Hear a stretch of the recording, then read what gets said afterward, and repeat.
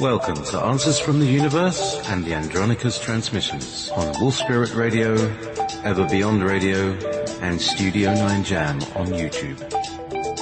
With your host, Jessica Ariel Morocco, featuring JP as the voice of Andronicus. Please visit www.readingsbyrael.com, that's A-R-A-E-L.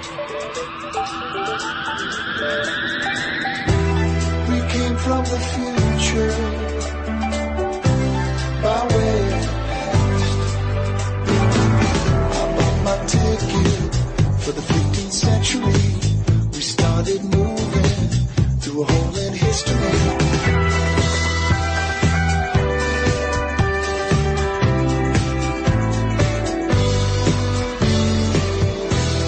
You're listening to Wolf Spirit Radio. Hello and greetings everyone from Answers from the Universe and the Andronicus transmissions. Today's a new day and some new things happening. I feel a little bit positive and excited. I got some good news today regarding the planet, but we'll read further into the transmissions on that. And for those of you that are curious about what's going on in the second half of the show, which I usually have a guest, we will be having David Young on. David Young. Yay! We love David Young. I know, JP. I told him you'd be happy that he was coming. And I got to see David recently. I went down, he was doing a workshop and he invited me to come and visit with him. And we didn't get to talk much, but we did, I did participate in one of his workshops, it was so much fun. It was very beautiful. His music is just very transcending. It's very, I don't know, it just, so many things happen. I think it's particularly the flute. He plays a double flute and is so, very, very talented. And he's got a wonderful soul and, loves so many different people and is there to help and helps people to bring them into that space of relaxation, and then they can kind of open up and connect to whatever it is that they need to connect to. So in this process, I had an interesting encounter with Sananda and a spacecraft, and so I was a little reluctant to share that with the group because I don't want to get too alien-like, reveal who I am in the masses, but so everyone, of course, then they all turn around and look at you and you feel like, oh, yeah, I forget I'm not in the, Andronicus environment right now. So, but everyone was very sweet. It was really nice and bumped into a few old friends. So, but anyhow, I'm happy to have him here and I'm letting him see some of the information that we've accumulated in Andronicus on the website, the Andronicus Transmissions website. And there's a whole bunch of information that was collected by Ches and there was many others in how that they were connected to the village of Staffordshire. Staffordshire? Staffordshire, you're saying it right now. It's perfect, but it's not a village, it's a county. County. Stafford is the name of the town. Okay, Stafford. All right, Okay, JP, thank you. Because you know much more than I do about the area. I live in the place, but it's full of places that are very difficult to pronounce. So, I honour your attempts at speaking this bizarre and ultimately divisive language. It's like even within our beautiful country, there are differences in accent which can almost sometimes come to blows. I just want to call it the Shire. I don't know why. It's like the Lord of the Rings or something. Yeah, it's very Lord of the Ringsy. But yeah, you could call it the Shire if you like. But they don't talk like that there. They like that. They speak like Ches and Nick. Ches and Nick. Yeah. And Paul? Paul comes from Newcastle. He's a Geordie. He's more like, I can't do Geordies. Anyway, go on. Oh, all right. Because, to me, he doesn't sound much different from you guys, but You I'm guys sorry. all sound the same to me. Yeah, that's right.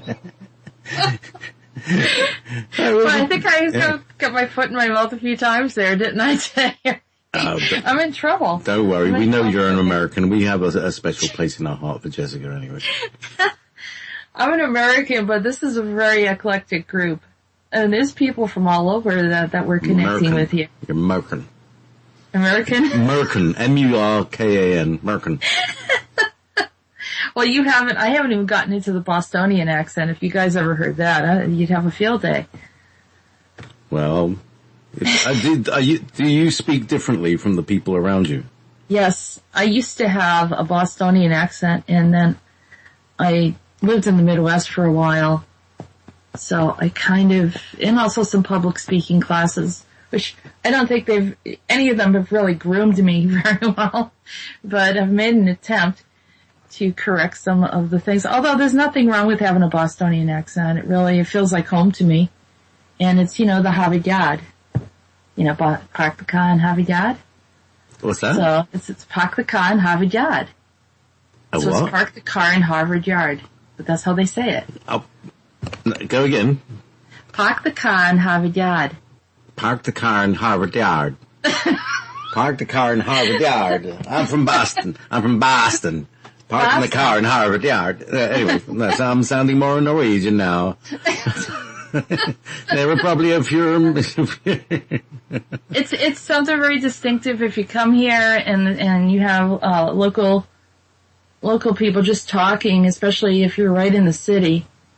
It's a very distinct accent, and it's different from New York. Although people from the Midwest or other parts of the country will hear the Bostonian accent, and they'll think that you're from New York because it sort of has a similarity to it, but it's not quite. And it's whatever. If you go to Harvard, sweetheart, everybody wants you to do it now. Since I do all the accents, you have to do your share. So, and it is actually. Whatever, so how? Whatever. Yeah, talk to me. However, Yeah, I don't know. Let's see. I'll read something. It's more of the R's are like a ah sound. So it's instead of whatever, it's whatever. It's okay, it's whatever. Oh, so it's a little more like Cockney. Because for instance, Cockney is the London accent. This is kind of, I don't quite speak it. I do a little, Meetis is a little Cockney, and also, Rhodan is a little Cockney. You might have noticed, sometimes he goes like this, and that's this kind of, it's probably the Boston is New England, isn't it? So, there'll be England people there that will retain part of their dialects. Anyway.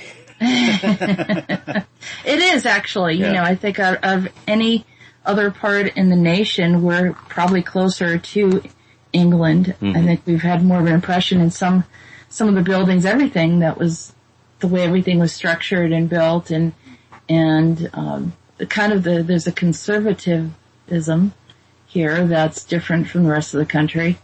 And it's very unique in that way. So I always felt that there was a link. And I think energetically there's still a strong link to England, in my opinion. But They're going to the channel. Whatever. So, see you later. Paul in Newcastle says, can you say how are you? How are you? How are you?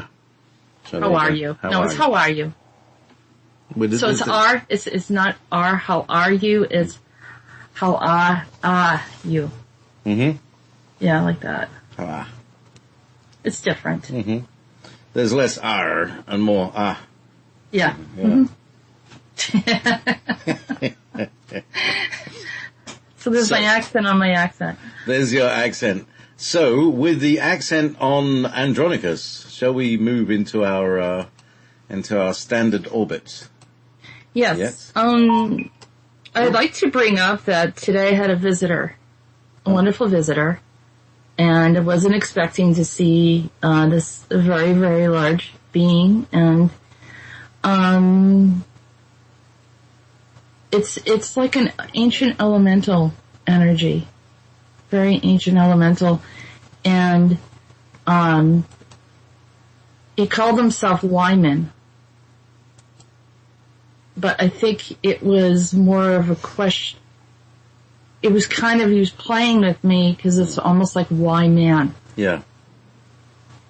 And so, and then it goes on from there. I was very moved by the energy. It was very, very beautiful, and it was very, very, like in balance with harmonious, flowing energy. I didn't feel any resistance. I just felt like this was the natural kind of energy that we should have. And I felt almost like, I think, as he was speaking, I felt like there was this ever-present flow of maybe healing. I felt like some healing was coming through. And I want everyone, when they're listening to what he had to say, it's not just positive affirmations. He's going to be telling us a story of what happened and explain a few things. But I want people to just sort of tap into his energy and receive some healing from him, because I think we all need it at this time, and it's the natural energy of the trees, of the earth.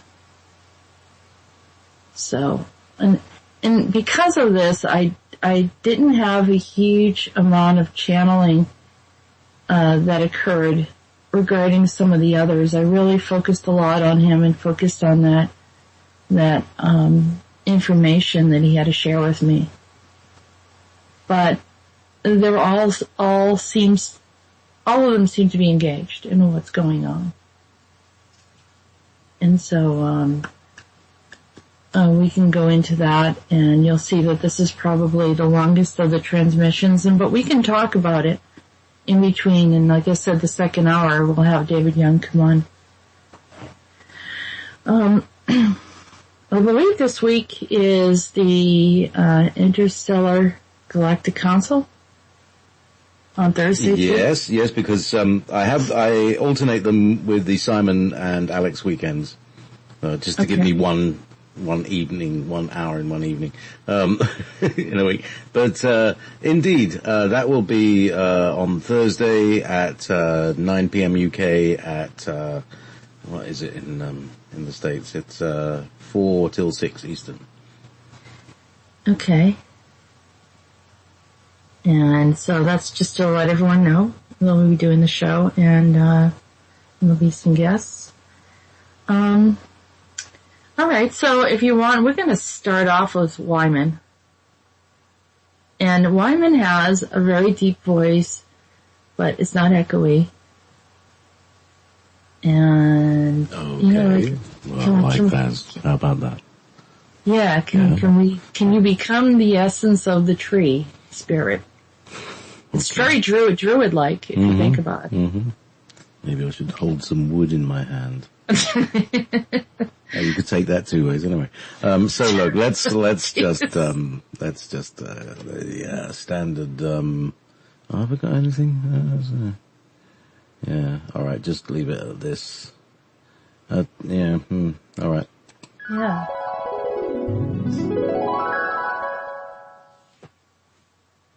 I observed a great expanse of enormous trees, a place called the Land of Trees. And there stood a man, not like any average man, but very different, but yet like a tree. And I knew his ears expanded far beyond the time of the planet. I knew that his wisdom was something unexplained. I see you are watching me. Tell me, what is your name and why are you here? My name is Whyman.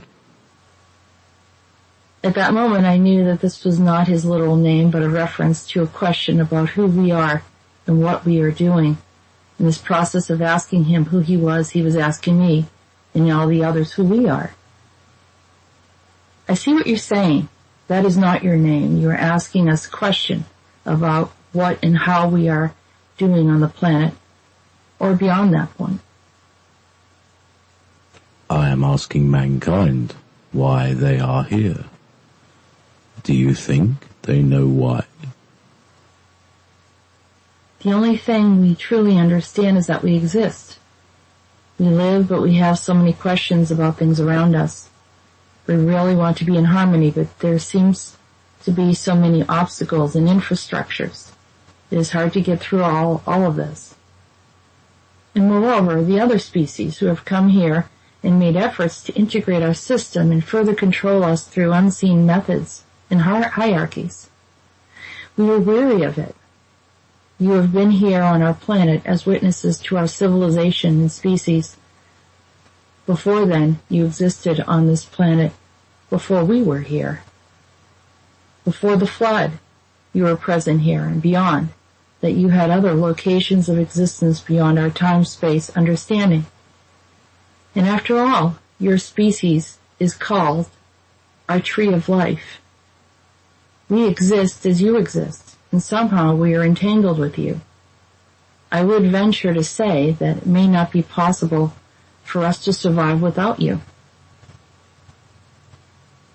Currently, there is a tree of life, but there is also a phantom tree. There are many that try to reproduce or create other paradigms, imitating the truth of the real path of humanity. From my understanding, we were to pass through the tree of life, climbing up the tree in consciousness. What happens if humanity veers off the true tree and ends up in a phantom timeline? It began years ago that others integrated the ancient systems of planet Earth and the galactic centers from long ago. It was a slow progress that culminated up until 1997, when they fully accessed all of the planes and branches up to the Eka, your understanding of the 12th dimension. We spoke to you then, but you were still asleep, engaging in the things of this paradigm. But you are not of this paradigm and were confused that nothing seemed to quite fit or feel right. If I am not of this paradigm, what paradigm am I from? I can't get into that now, but I will say that we need a part of you to come back up to assist in the Eka. That is where the transfer station is, isn't it? There is a lot more there than what you saw. You will remember when you see it. In 1999, they planned on a world takeover. They planned to undo everything in our system, like unraveling a blanket by pulling on one thread. We have a much more complex system than what they realized. Just then I saw myself lift up to them and revealed by them in the Eka. Then many other females also arrived who had been following me from wrong intentions, and they were sent to the phantom tree. I felt a sigh of relief and a burden of unknown origins lifted. Why was I tracked like that? Why so many people? Don't worry. We expected them to do that. They were trying to go up beyond the Eka and deeper into the inner workings of the Tree of Life.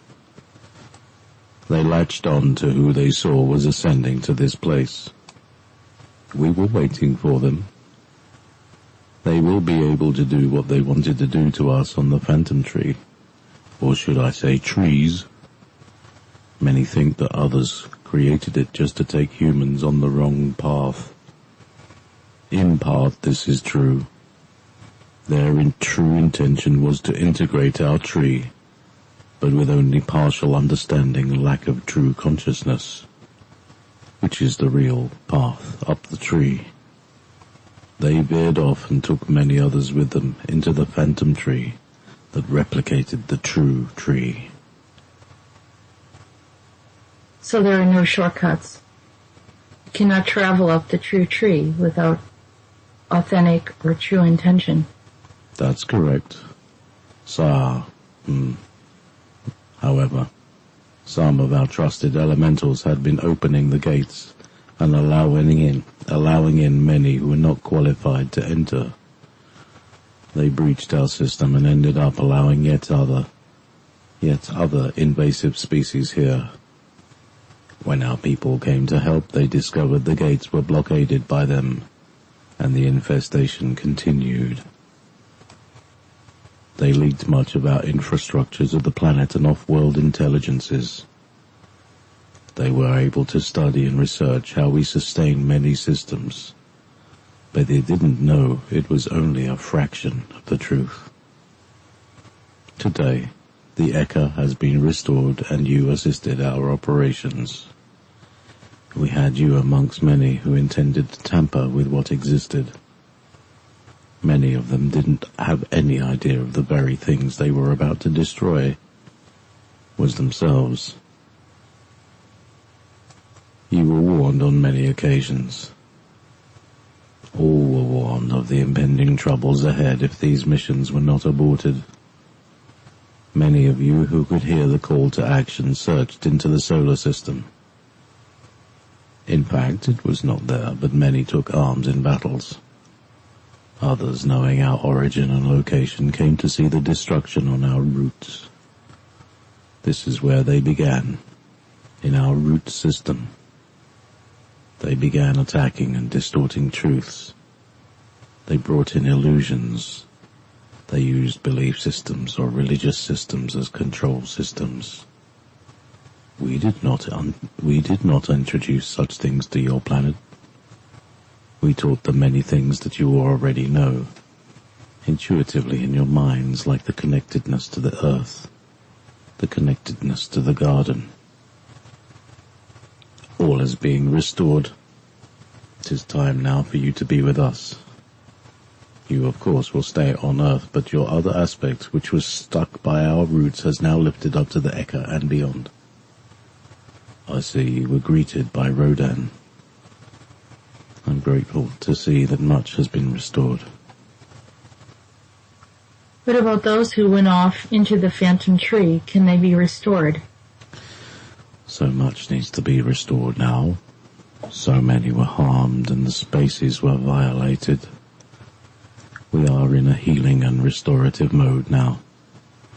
No longer in 1999. This is a catapult number that sends things into a spin. Fortunately, it was not properly aligned to begin with. It will never happen again. The primary doors are now closed and the barricades are removed from our children. If your people would like to be removed from the phantom tree, whether rejoined through a higher self journey, through these entrapments or entanglements, you merely need to remove yourselves with intention to be free of it. If you were caught in this phantom tree system, it will benefit you to release from it before its destruction. Enough said. I must go now to oversee the changes that are to begin. Thank you, Whyman.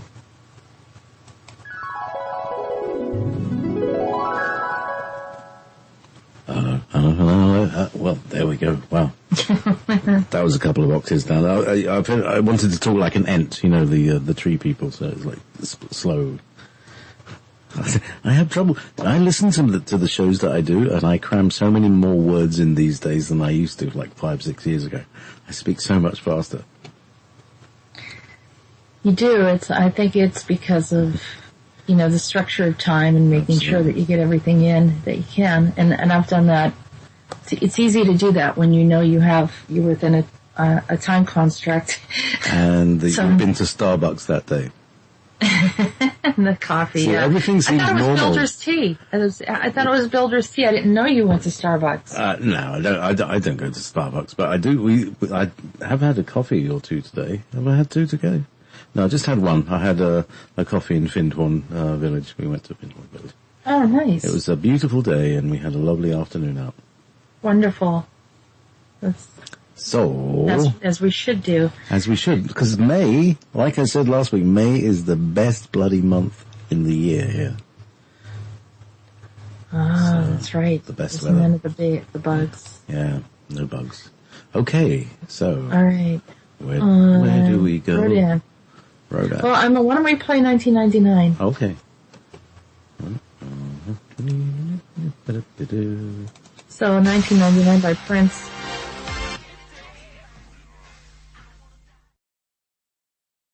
And now we're back now.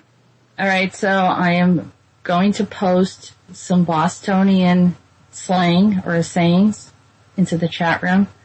Fabulous.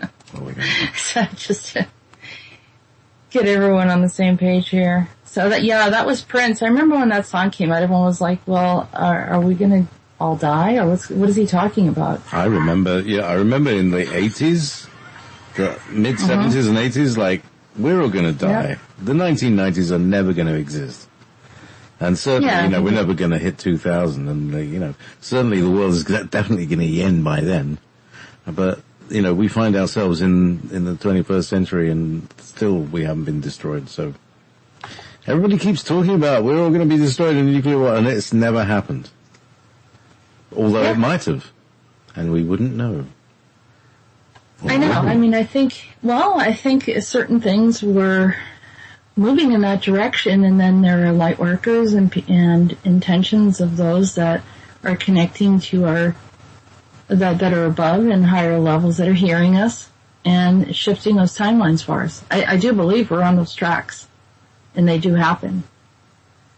But it didn't end up happening because we shifted that reality, which further conveys some of the information that we know, is that once I realized that we were doing this, then it seemed to be something that we should be broadcasting and sharing with people to hold on to the highest potential for humanity, which is Andronicus's theme. And so we can continue to, provide that information. So, anyhow, so I have that link on there, and there are some others too that I was going to bring in, but maybe we should go on. We're moving along. So we got all little vignettes from all of them now, little nuggets, little aperitivos. Yeah, from. Who should we have first? I think we should have Rhodan, and hold 1 second there, and let's see. Another thing that Boston is known for is saying the word wicked. It's wicked good. Oh, really? Yeah. That's that cool. Passed through London for a while. Yeah. Just with, that's wicked, mate. Yeah. No, it's something that we've done for years, and there's a lot of different sayings that we do talk about, but just kind of intermingling topics here. Mm-hmm. Meanwhile, let's go to Rhodan. Rhodan's very short and sweet.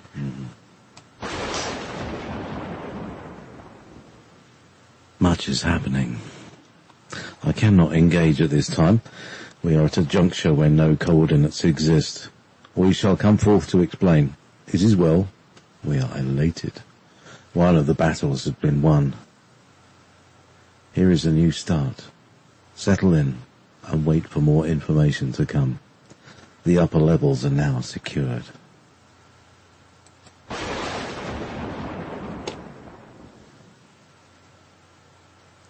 Short and very sweet. Andronicus? Yes, we're going to go into Andronicus.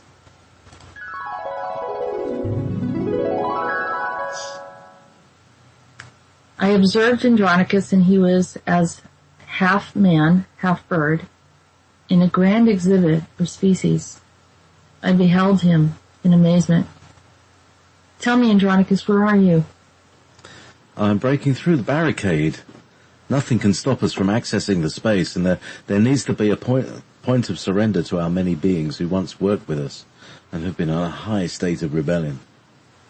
They stood hard and long, but their systems failed because they don't get along amongst them. They mostly argue about who is what and how important the other is, and there you go. It's always work to root out the darkness. It is always in the forefront, creating roadblocks, discontent, offending words, divisions, and disharmony. Often we step back and watch it all unravel until there is nothing left over. Left to oversee. Yeah. I'll start again. Often we step back and watch it all unravel until there is nothing left to oversee the power structure.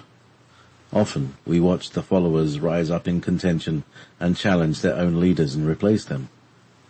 One at a time they fall by their own ego.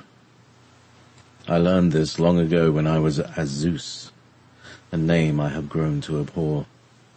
We learned before all of you that none of this benefits the soul or leads to happiness. I've also discovered a false system that was threatening the existence of Shiva.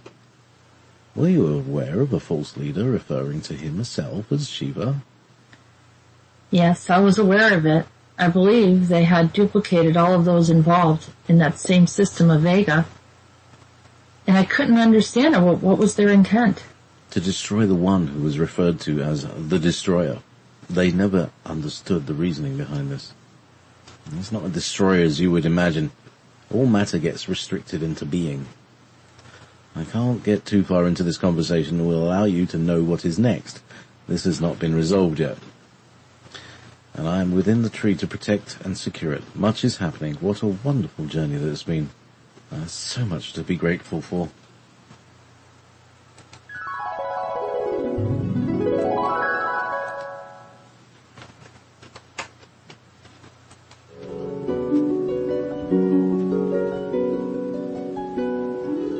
Well, hello, my lovely.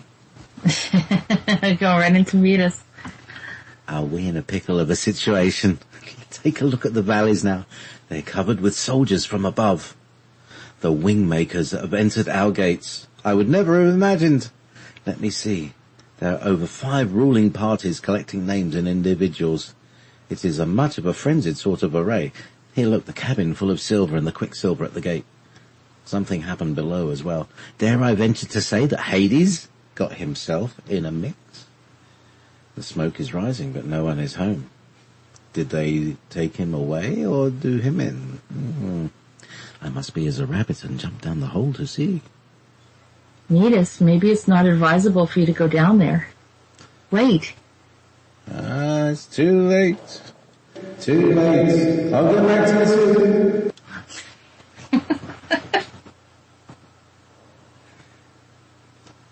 That's my nose.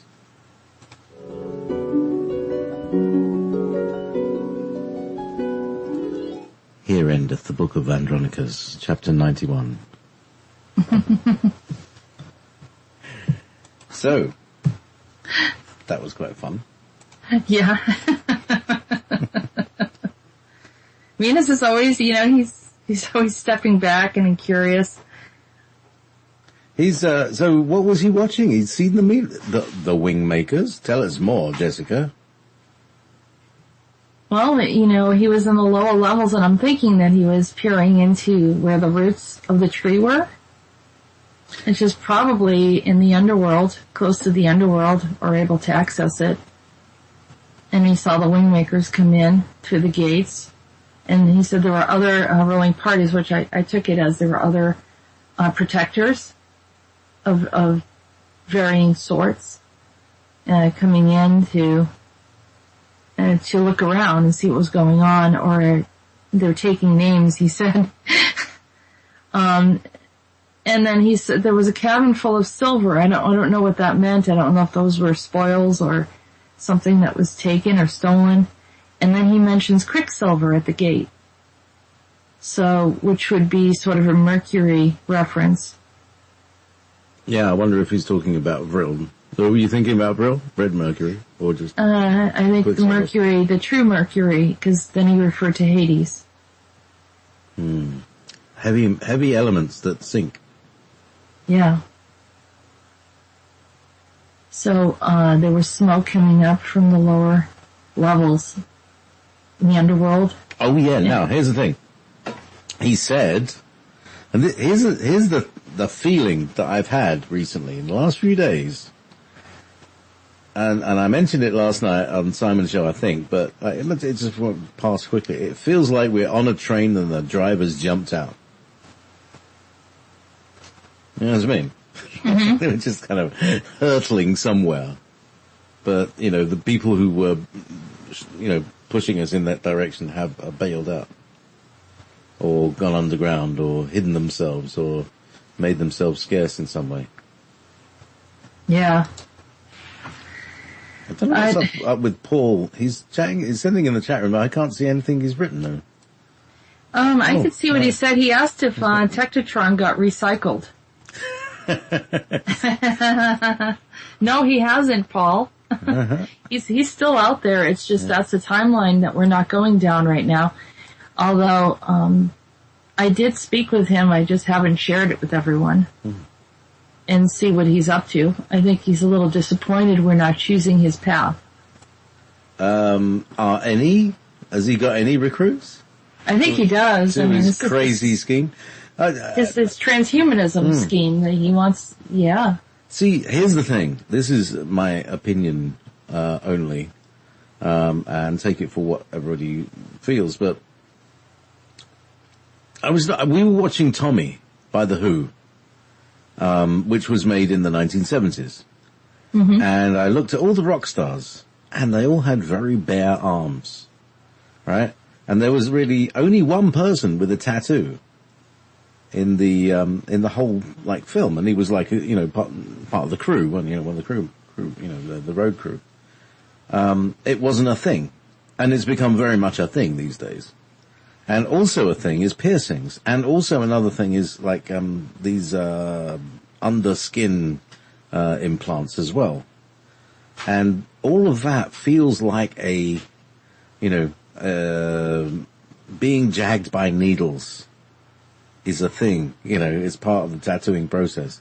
It's like, becoming, numb to it, becoming, used to it in some way. That is that's part of the road towards transhumanism. Really? Letting it under your skin, yeah. In my humble opinion. Do you have any tattoos? I don't know. JP? No. Yeah, because I have one. Yeah, I know. Don't feel guilty about it. But what I'm saying is that it's been a trend that I noticed because I saw something from so long ago that where, people today, you expect all your rock stars to have tattoos all over them. Just the thing. And also, mercury is used in the inks. All sorts of horrible things are used in the inks that you happily inject under your skin that you wouldn't eat in your food. Just saying. It's a thing. Meanwhile, I was just like reading the chat and seriously, Christina says, tell Tektratron we didn't like his jacket. We didn't want to have to wear one on his planet. Very good, Christina. Yeah, I mean, he definitely has a way of, but he was alluring to some people. I believe that some people were interested in the power structure, or it's sort of the same allure that people have as, with, super soldiers, is kind of being a part of this elite group. And, so it's a different mindset. Of course, I don't have any persuasion over who goes where, but in my opinion, I wouldn't go in that direction. But people have free will, and so they're choosing some of these paths, and that's why these beings exist, because there's an interest in it. But having getting more information before you jump on the bandwagon and following through that is a whole other thing. But people don't realize they're going down a certain path of interest, and they don't understand where it ends. And it's important to follow that path through in your mind and ask to have the end result revealed to you if you're going to go down that road, so you're aware of where it ends up. Desensitization, that's the word I'm looking for. Mm-hmm. Meanwhile... Yeah. All right, you're gone. I know that I was, the tattoos and piercings, which I have both. I have a nose pierced and earrings and, ear pierced. And, I think they come up at junctures, something changes in your life, an end of a relationship, a new thing happens, and, or sometimes it's just a very drunk evening. People go out and make these decisions. So, I don't know. I mean, is it a releasement of pain, or is it desensitizing the pain, or change, or, I don't know what it is. But it's something to think about, yeah, and the poisons that are used, that's not good, is it? Someone asked what my tattoo is. It's the tattoo of the sun. It's the sun and a blue flower, which is kind of funny. But anyhow, alright, so, we're coming up to David Young, and he's going to be joining us, but, I think with everything said by Whyman today, I think that we should get back to the garden and remembering, the tree of life, that they are alive. These trees are alive. They've been here for a long time, and they're here to support us. And as they're alive, we're alive. And it looks like they're preserved and doing well. So, the song is Woodstock, isn't it, JP?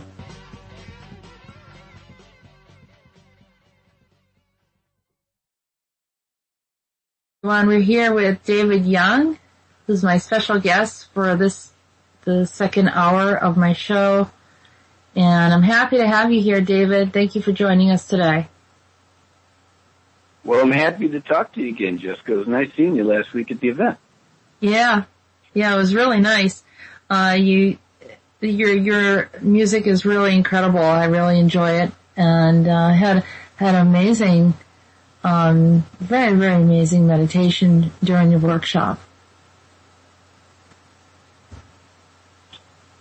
It was a nice group we had over there at that place. It was my first time at that place. It was outside of Boston in a city called Natick. If you guys are listening in. Mm-hmm. And then it's called something like Roots to Wings to Roots, or what was the name of it? Roots and Wings. Roots and Wings, yeah. Which seems to go along with the theme of the show today. How would I have known? It all kind of came together. But you've been on my show a couple times, and each time it's very interesting. We've had many discussions about your connection to George Harrison, but it's been a while since you've been on, and there's new people that have come in and are listening into the show, and so some of them are not familiar with you. But for those that don't know this, a couple years ago when we first met, David, we talked about your connection to George Harrison, and I saw you in the puffy shirt. And we talked about the puffy shirt. I know you talk about it all the time, but if you could just share that with people, and I believe that you were there as a part of our, the Staffordshire, connection that we have. Or at least maybe not in that town, living in that town, but maybe so, who knows. But there was definitely the same theme. Well, the puffy shirt has been something that has come in and out of my life, since 1990, because in 1990 I ran out of money. I started playing my flutes down at Venice Beach, and I wore a puffy shirt at Venice Beach every weekend there, and the writers of Seinfeld saw me wearing that puffy shirt, made the Seinfeld episode that became one of their most famous shows with the puffy shirt. And I wore that puffy shirt till 1980 on every album I made. The CDs I made back then were called Celestial Winds. And so all the albums I wore that shirt, and all the performances, right? And so then, many years later, in 2010, I started having experiences with George Harrison. I couldn't understand why he was interested in me, because I really wasn't interested in him, because I was a Led Zeppelin and AC/DC and more of a hard rock fan, But he kept showing up consistently about once a month, and it was an amazing things that my logical mind had a hard time not believing, because I was very logical, and I used to think that being skeptical showed people that I was intelligent, In case you guys didn't hear that, I used to think that being skeptical showed that I was intelligent, but that's not the case. Being skeptical only meant that I hadn't had any of these experiences yet. And one of the things that happened with George that was really profound was that he showed up in a dream to me, and he had already showed up in 3 of my dreams and 1 of my meditations, actually. But he never spoke to me. He just looked at me with this very serious face like I was missing the whole point, and I really was missing the whole point because I couldn't understand why he was interested in me. So the first thing he said to me after a year and a half was, "I'd like to play tennis with soft grass behind me." And I thought I must have heard him wrong because, and so he said it again, and then he burst out laughing and disappeared. Looks like we so have... I woke up, it was 3 o'clock. Oh, go ahead, say it. It was 3 I think you have in the to... morning. It was 3 o'clock in the morning, and I woke up my girlfriend, and I asked her what she thought it meant, and she said, "Well, can you just let me go back to sleep? I have no idea." And the following month, Rolling Stone magazine came out with the George Harrison commemorative issue because it had been 10 years since George had crossed over into the next dimension. And in that magazine, he had a picture of him playing tennis with the grass behind him, and underneath his picture were only 2 words in bold, and that was "Forever Young," which is my nickname. Wow. That's a great story. So over the years, he has showed up to people at the meditation events that I host. I've done, as of last night, it was 248 events that I've done in the last 2.5 years. And he shows up to people all the time, along with all of the ascended masters and the archangels and the relatives of the people who are attending these events. But George shows up a lot wearing the puffy shirt, and this may sound incredible. It's normal for me now, just because these things have happened so many times. It doesn't seem strange at all. But I had found out about a year ago that the first mention of the virgin birth was added to the Bible 381 years after Jesus had supposedly died, right? And I thought that was such a powerful piece of historical, factual information, I decided to share that at one of my events. And even though I felt a little strange sharing it because it felt disrespectful, I shared it because I was getting the nudge to share it. And when the meditation was over, this woman who never read any of my books and didn't know anything about me said that she just had her first experience with Jesus, but she couldn't understand why he showed up wearing a white, puffy Renaissance pirate shirt. Okay? Now, the people who were in the audience that had read my books all started to laugh because they knew that I have a chapter in one of my books called 2 Flutes and a Puffy Shirt, because that puffy shirt was my trademark for 8 years.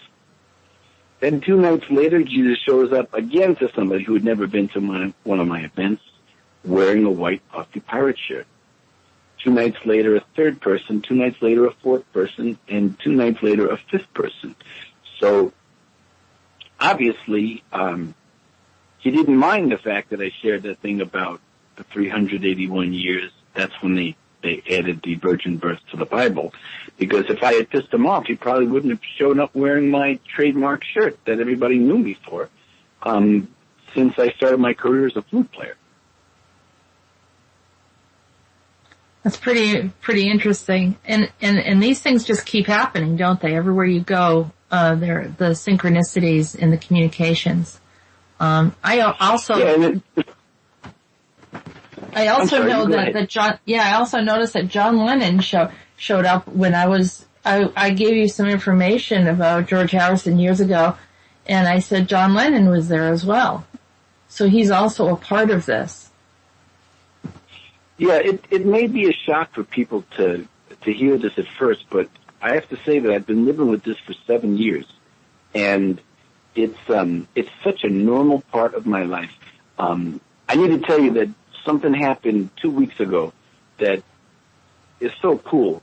But I started painting about a year ago again, because I painted in 2011, 2012, and I stopped because I was busy doing all these events and doing all the stuff.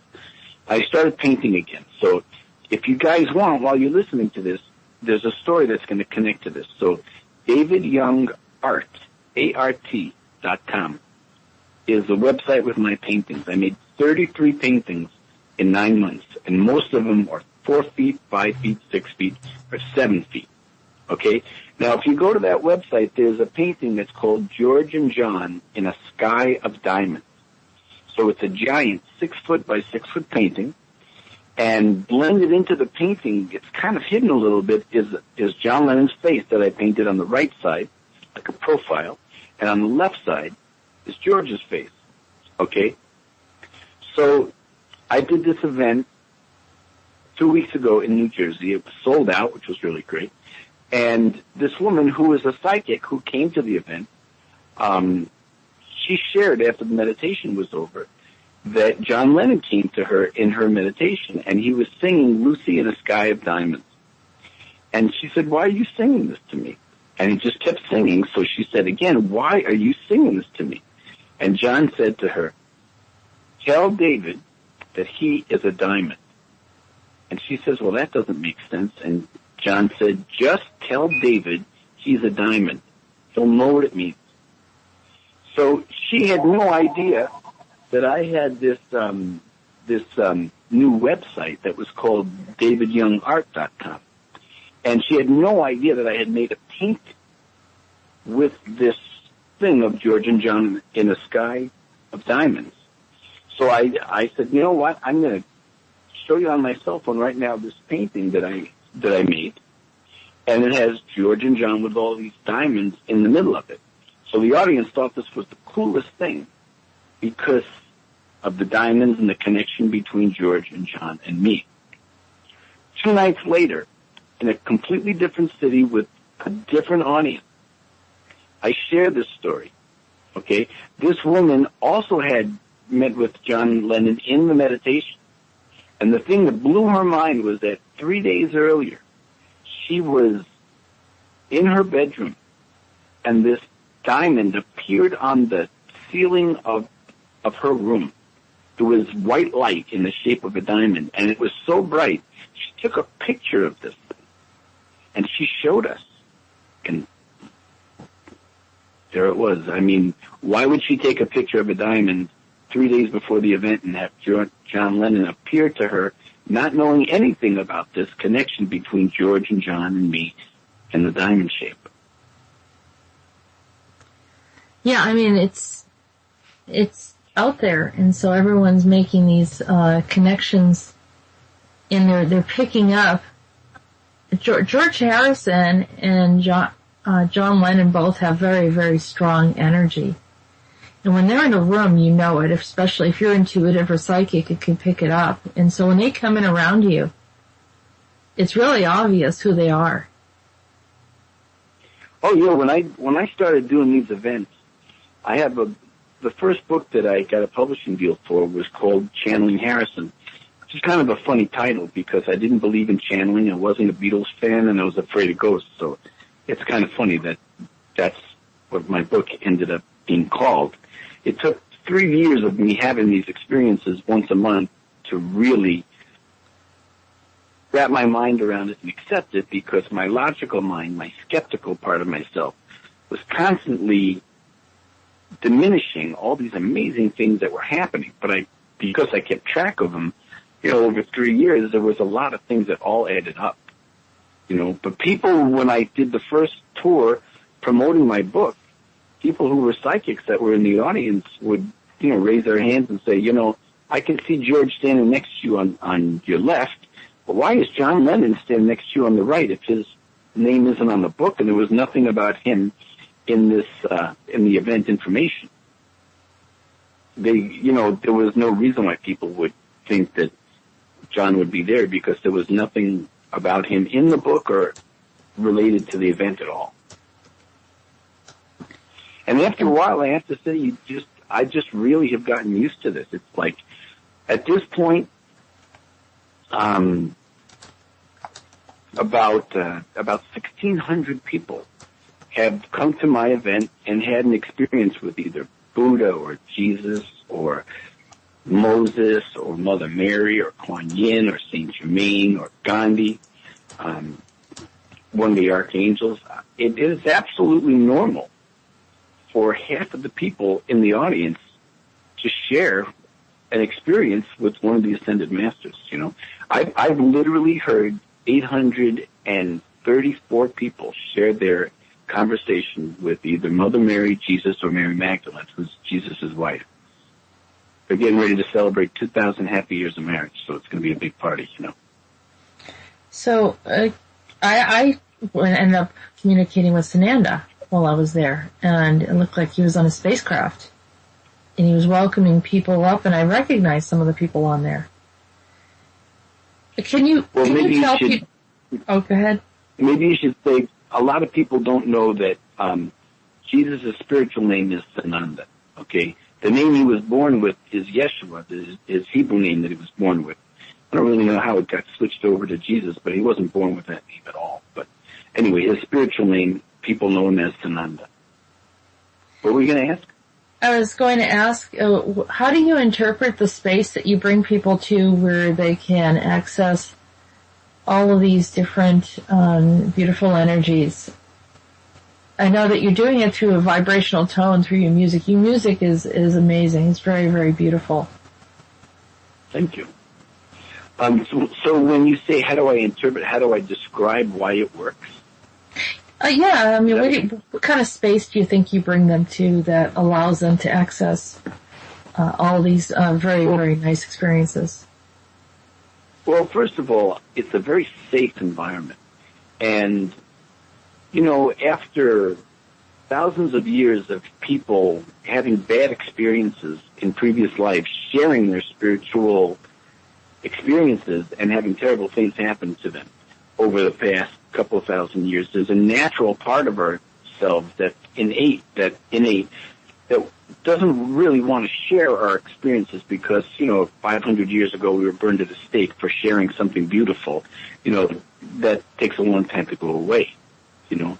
But in these events, it's a totally safe environment, and what I tell people in my introduction makes them feel very comfortable because there's nothing that they could say or experience that would sound weird to me, because I've done this 248 times, and each one of these events has 2 meditations.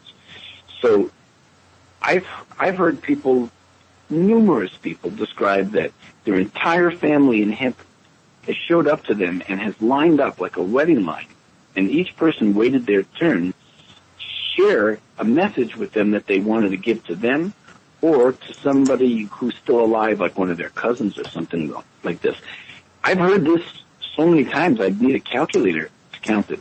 It's normal for me to hear people describe this, and most of the time people are so happy that they've had this experience. I mean, there was a woman who lost her husband in 9/11, and it had been, I think, 12 or 13 years since then, and she had never had any experience with her husband since he died, and her husband showed up to her at the event when I was playing the flute and told her he was in a beautiful place, that she doesn't need to worry about him, that he's in a happy, peaceful place.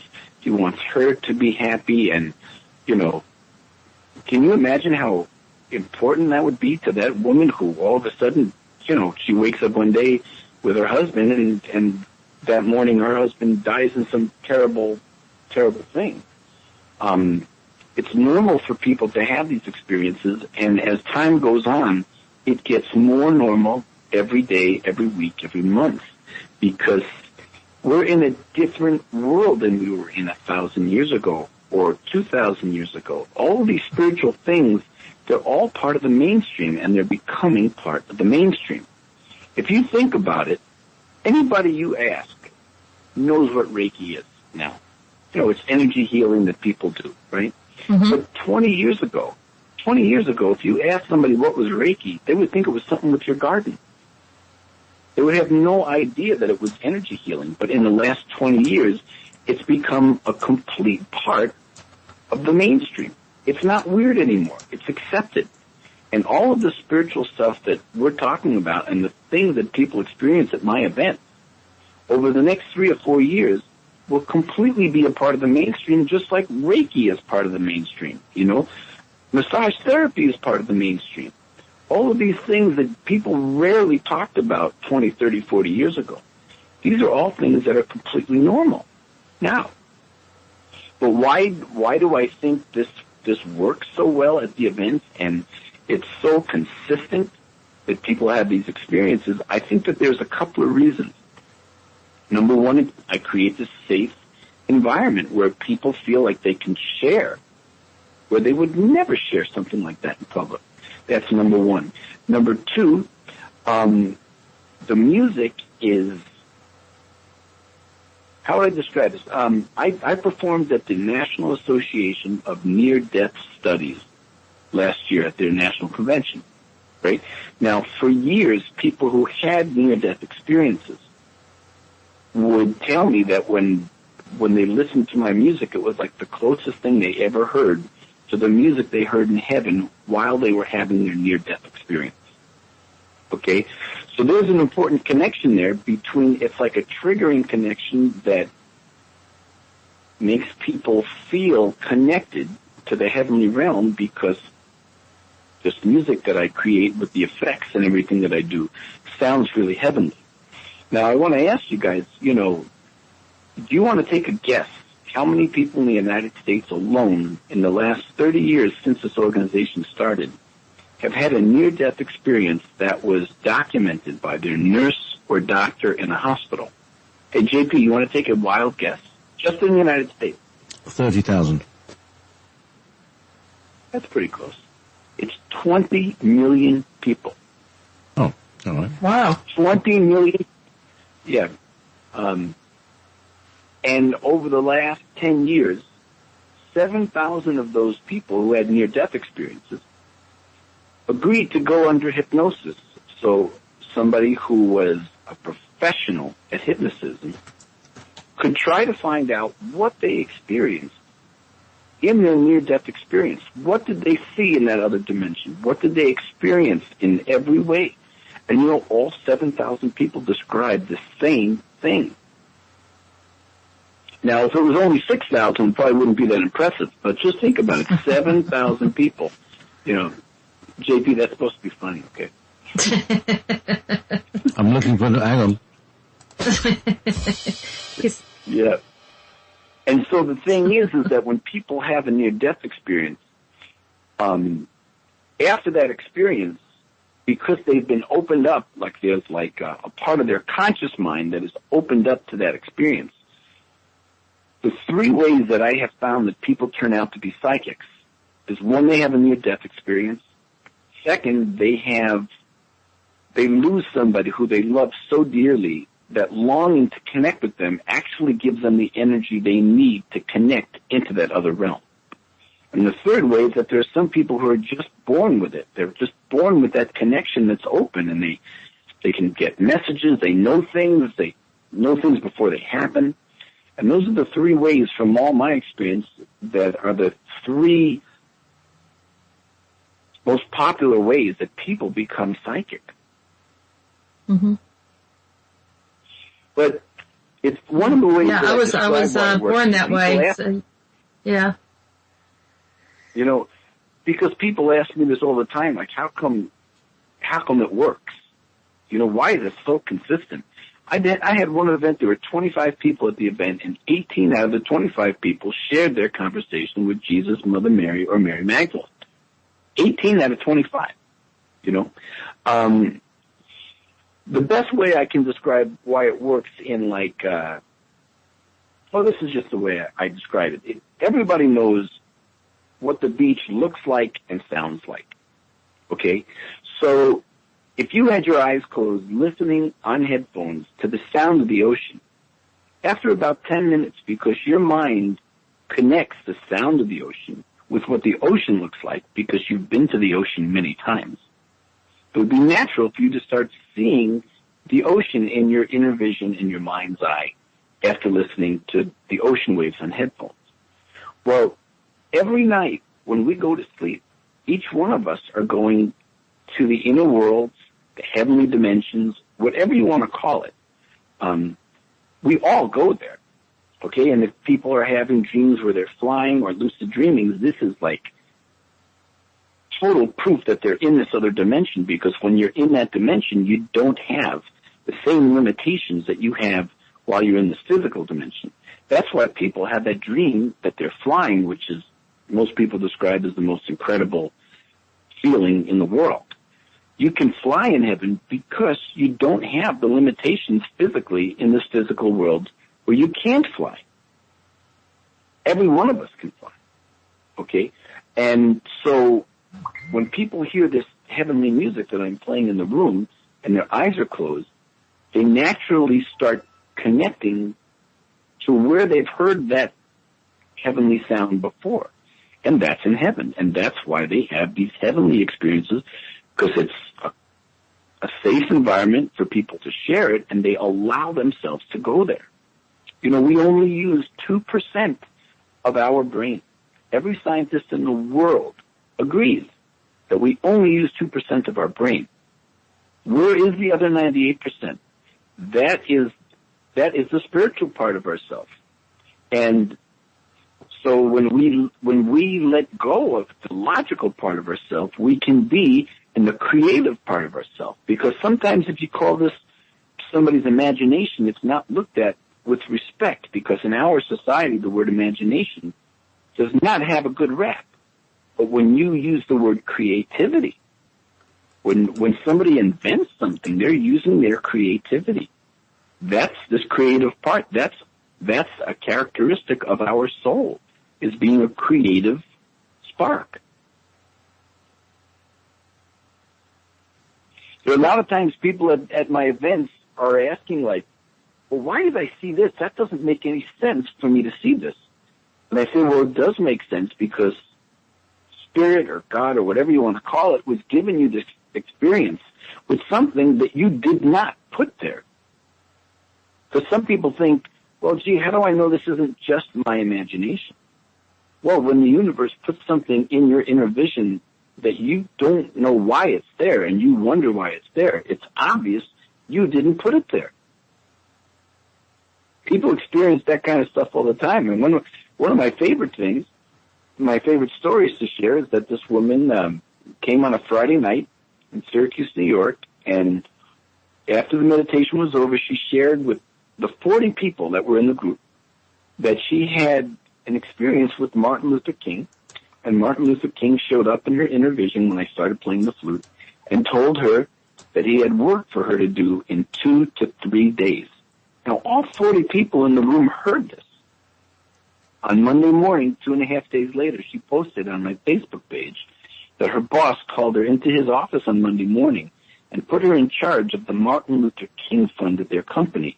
And she had no idea there was a Martin Luther King Fund that was part of her company where she worked for 10 years. So she just gained insight on that. Yeah, well, you know, Martin Luther King showed up to her. Mm-hmm. He obviously could see from the higher perspective that dimension has. He could see that her boss was going to call her into his office in 2.5 days. And that's why he said between 2 and 3 days he had work for her to do. And it was perfect. It was 2.5 days later, because she had the experience Friday night, and Monday morning is 2.5 days exactly later. Hey, if you would like to make more money, get a flood of traffic and leads and everything that's going on in our lives. It's kind of similar, like if we go to an aquarium and we're up in the stands looking down into the water, we can see all those fish, you know, swimming around. Some are running away from other fish. Some are trying to eat other fish. We can watch this whole thing, but they're so busy in their little world of survival.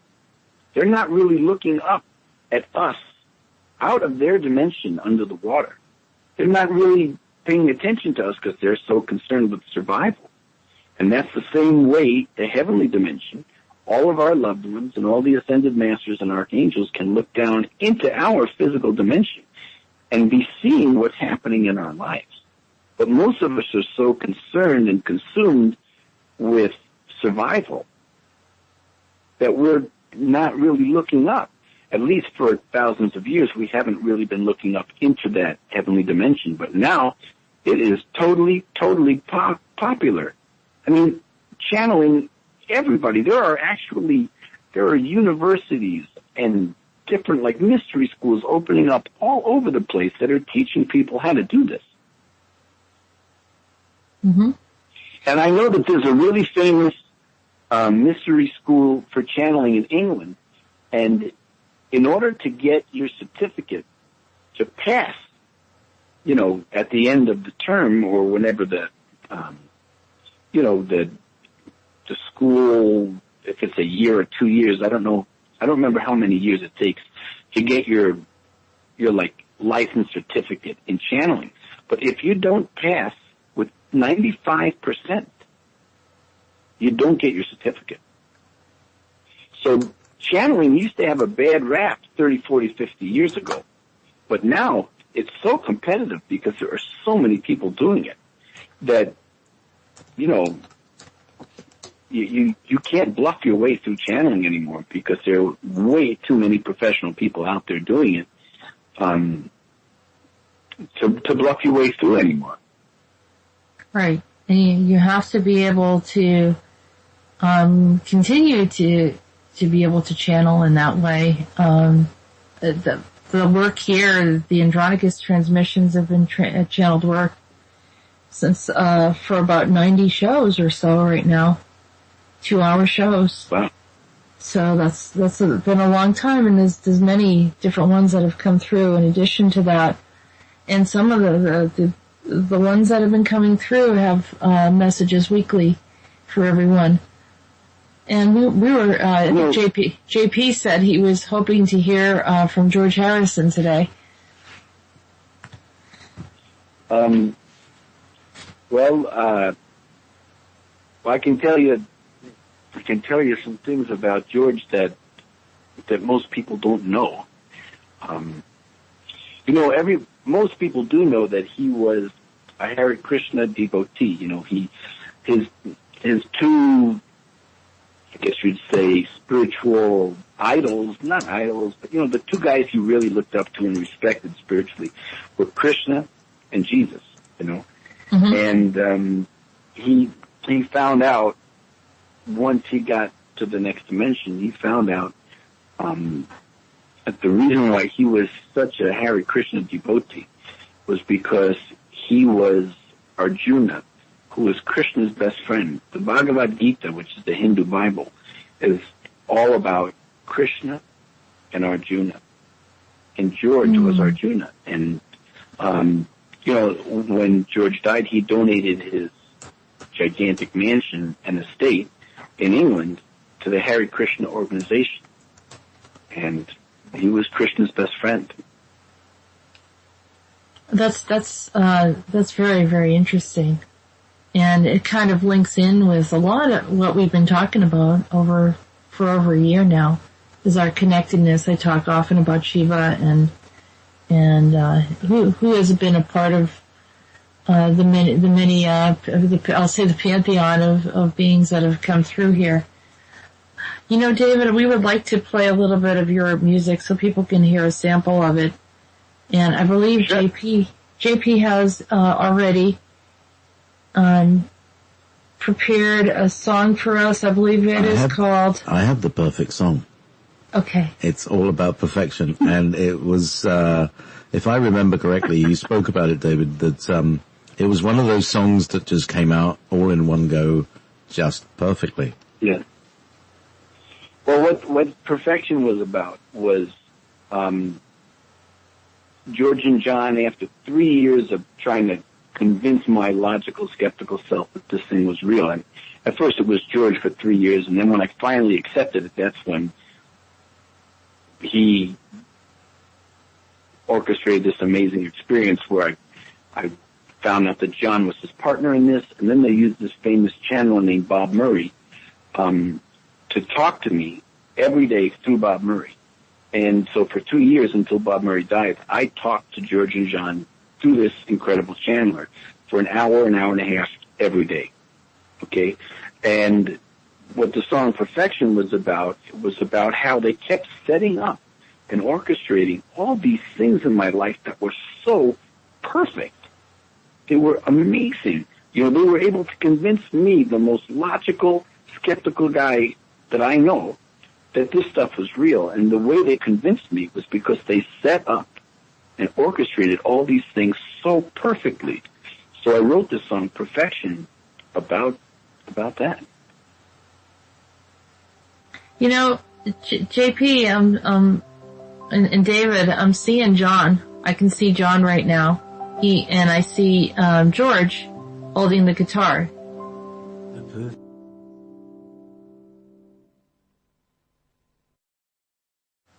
Well, that's a beautiful song. That's really, really nice and lovely voice. I haven't heard that in a while. Thank you, JP.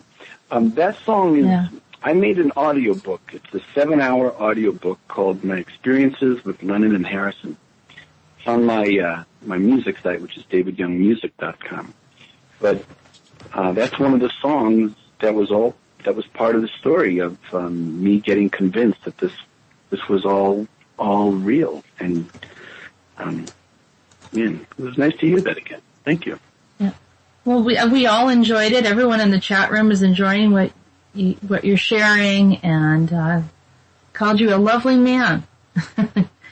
That's always nice to hear. You know, people have the right intention and a good heart, and you just can't hide it. I mean, it comes out in your music, and you're always on the road too, aren't you, David?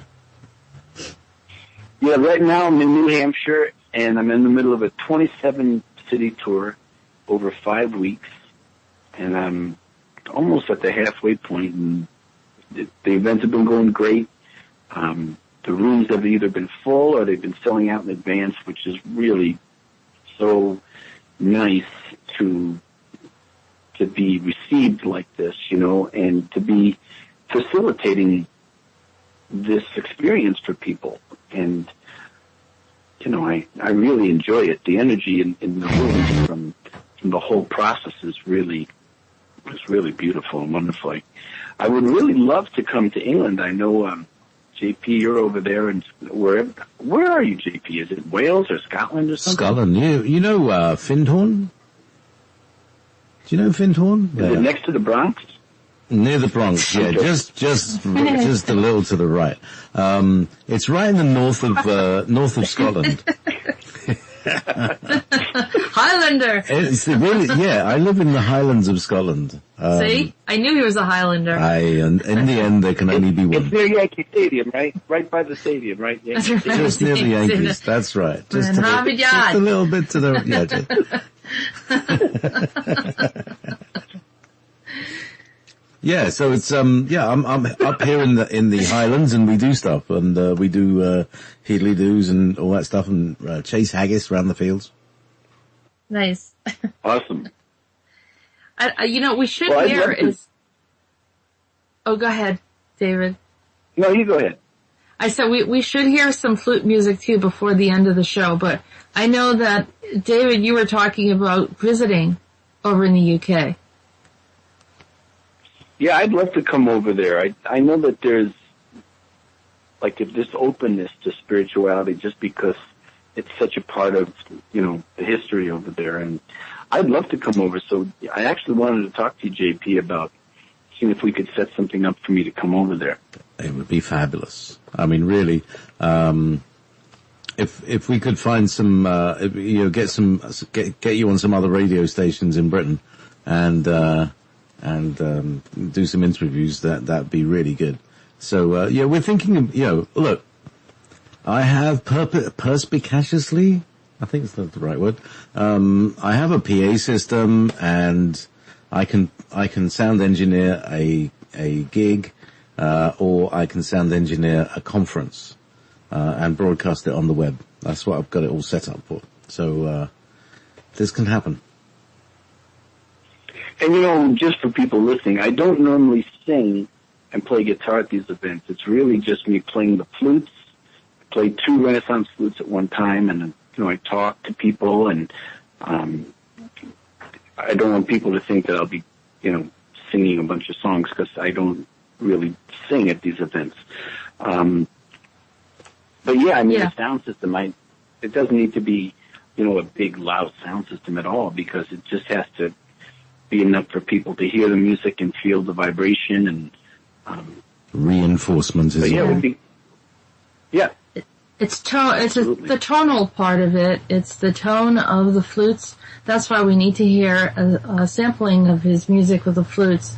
But I did want to mention, as I said earlier, is I don't know, David, if you got a chance to look at our Andronicus transmissions page, and yeah, that's really cool.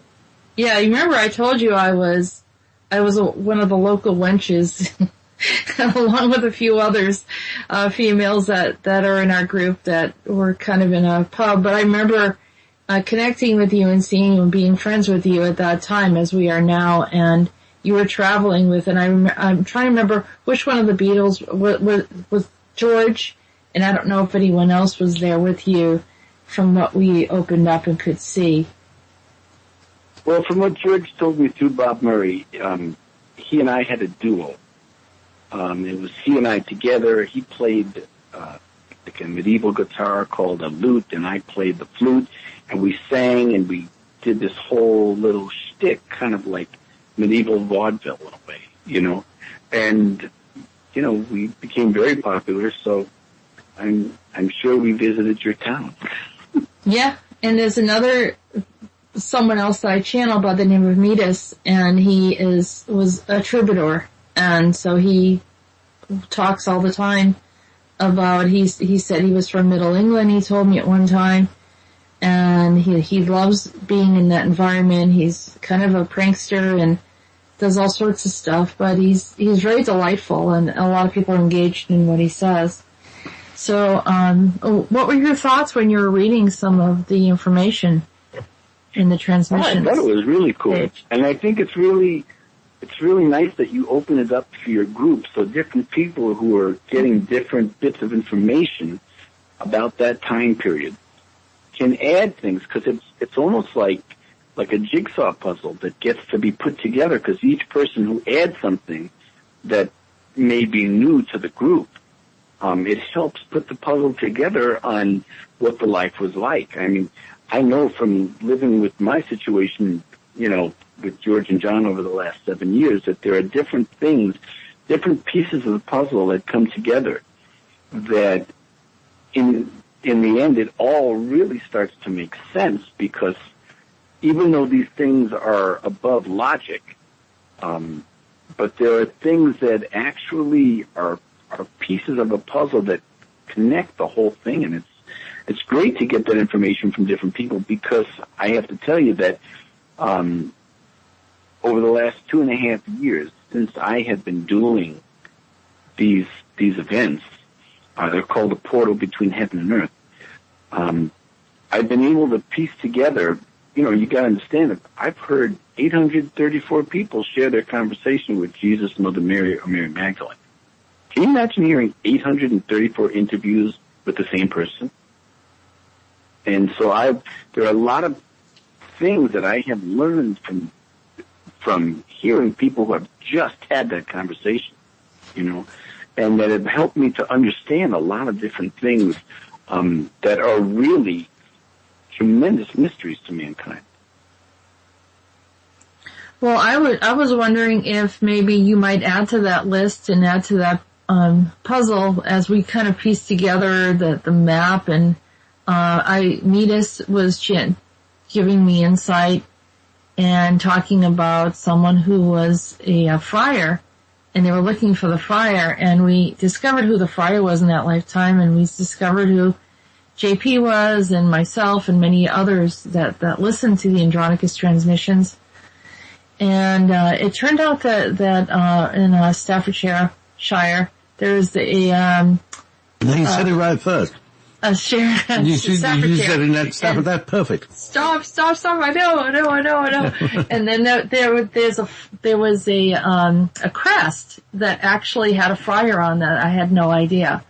And so, you know, constantly information's coming through. So maybe you should share your part of the story and add to it, and we can get a bit broader spectrum of what may have happened there. If you're looking for the friar, the first place you should look is the bar. Well, we know who the friar is, but we you know, he says he's not a friar, and he does eat fish and chips or something like that, but yeah, we figured it out. But there are a few others, you know, too, that are involved, and but yeah, we would love it, David, if you could add that extra little piece and share your story as well in our group. Well, do you mean right now or in the future if I get... When you have time to write it down for us, share your story of what you have from what happened during that time with George Harrison, and we would love to add that to the list of stories. I see. So that people can read through and hear about it. Also, I don't know if we have some... Can you recommend one of your flute songs, music, so that we can share that with the group as well to JP? Sure. Well, if you go on to davidyoungmusic.com, JP, are you on the site? There's a category called meditation music, and anything you pick in the meditation category will have my flutes as the main instrument. It'll be very peaceful and mystical and spiritual sounding. Creation is a really good one. Waves of Serenity is a really good one. Everything in that category, it's in that category because it's peaceful and mystical. Hang on, David. Is it davidyoung.com? davidyoungmusic.com. davidyoungmusic. All right, that's why. Hang on. I'll be back. Keep talking. Okay, so... I mean, I think this is all really, really fascinating, and you can't really appreciate, there's something that happens when you're playing the flute, and it just changes the environment. It's almost the way people use the crystal bowls or the metal bowls for toning, but it's even more beautiful. I really like it. The crystal bowls, you basically have one tone. It's one note. There's different ways you can hit it and do different things to it, but that's why some people have more than one crystal bowl, so they can at least have a harmony. But, with these flutes, each one of them has 2 octaves of notes, not just one note. And, because I play 2 of them at one time, it really creates these spiritual overtones that really are moving to our soul. Really resonates in a way that kind of opens up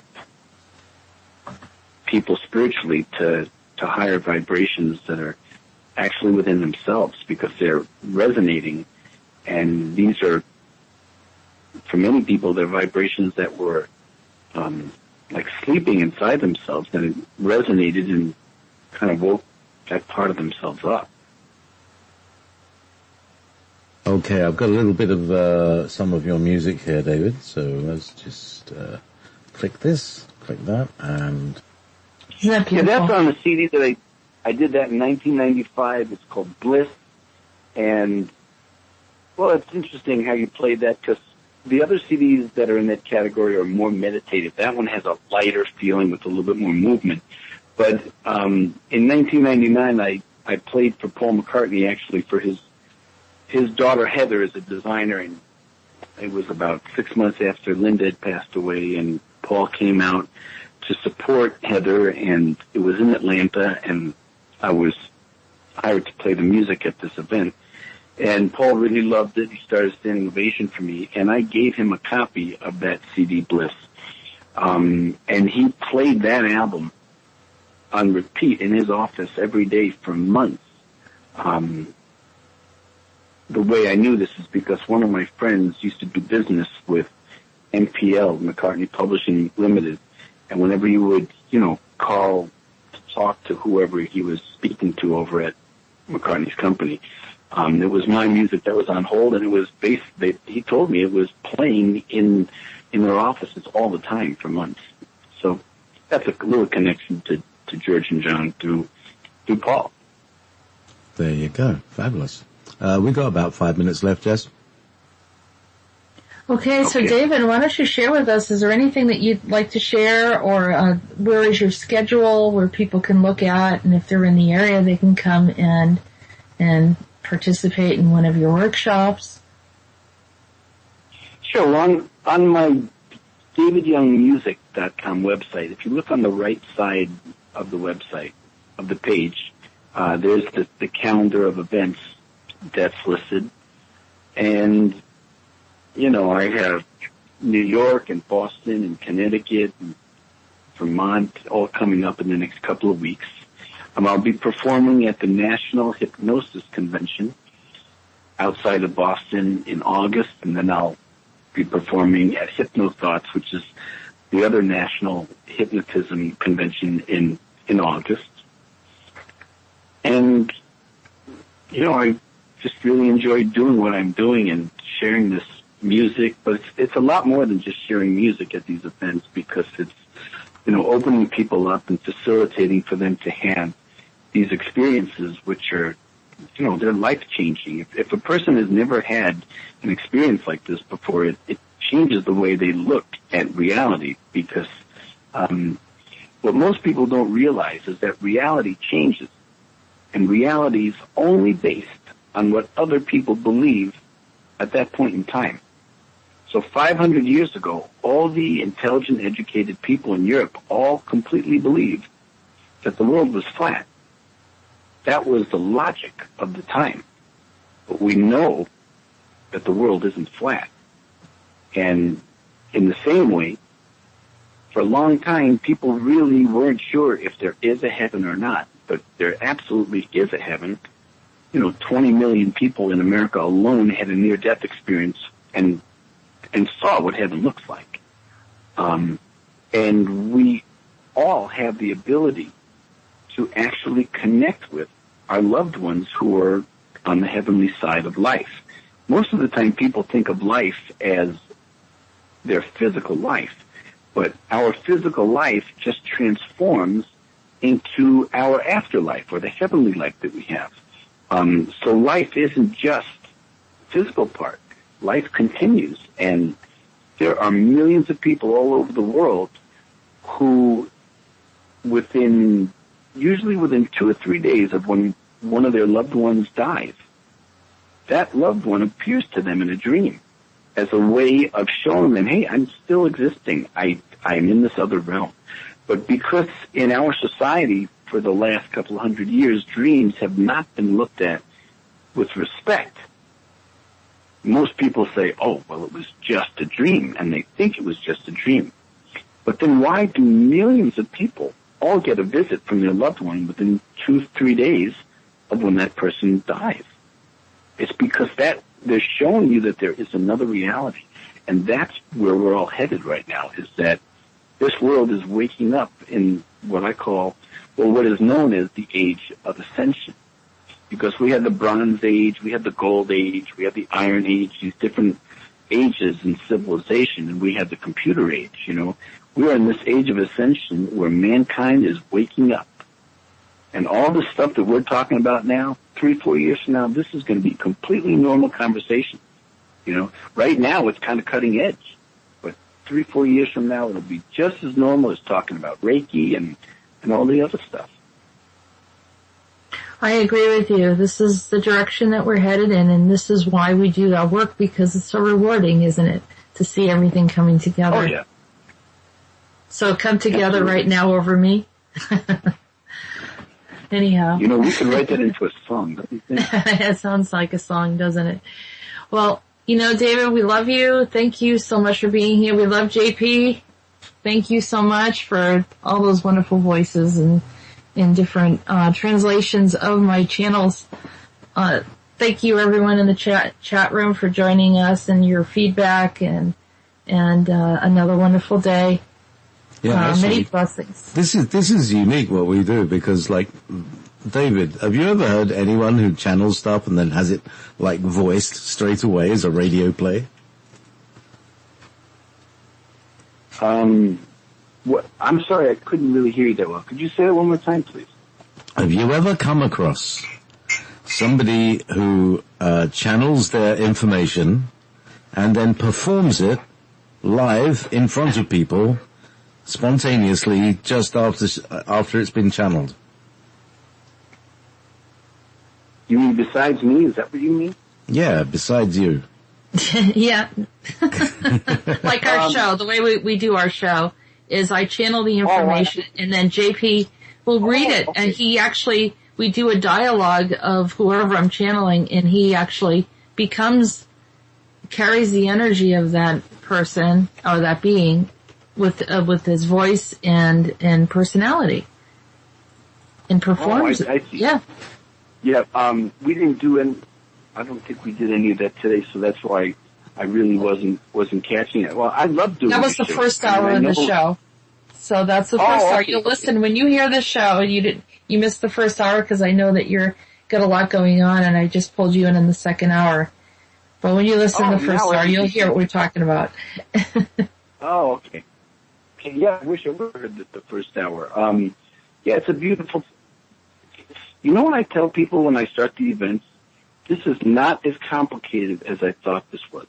Okay, so before we even start anything, stay to yourself. This is not as complicated as I thought it was.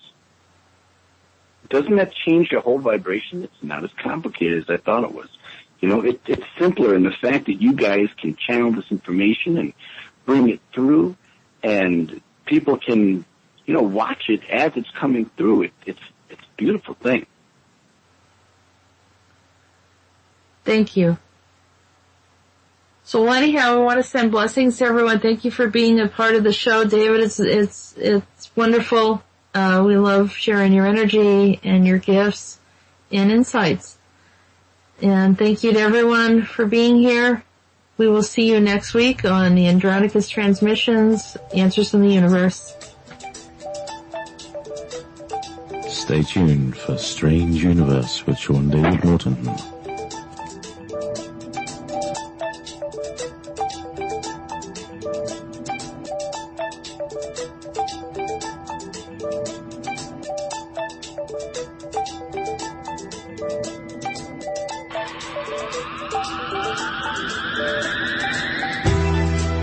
From the future, by way of past. I bought my ticket for the 15th century. We started moving through a hole in history.